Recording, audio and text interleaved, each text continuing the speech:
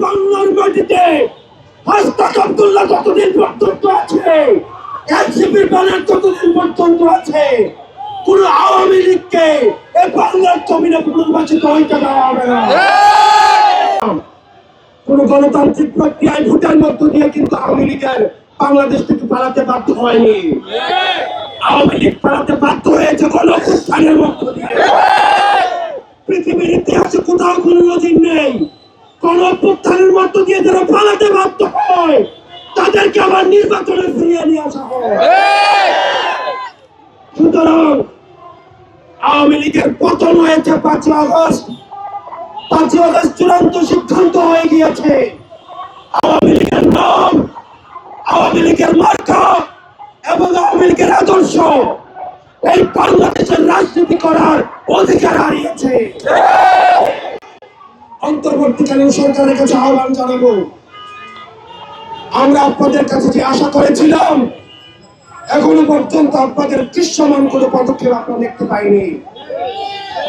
আমরা কোন নির্বাহী আদেশের মধ্য দিয়ে আওয়ামী লীগ নিষিদ্ধ চাই না, বরং আওয়ামী লীগ যে কৃত অপরাধ করেছে, যে গণহত্যা চালিয়েছে, যেভাবে মানুষের বাক স্বাধীনতাকে রুদ্ধ করেছে, গুম খুন হত্যা নিপীড়নের রাজনীতি চালু করেছে, আপনারা যদি সকলের বিচার নিশ্চিত করতে পারেন তাহলে আগামী 300 বছর আওয়ামী লীগ এই বাংলার জমিনে ফিরবে না। কিছুদিন আগে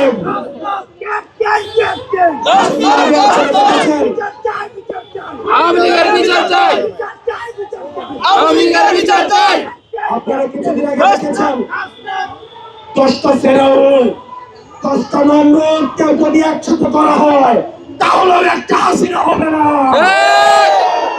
হাসিনা 10টা ফেরাউনের থেকে ভয়ঙ্কর, 10টা নমরুদের থেকে ভয়ঙ্কর।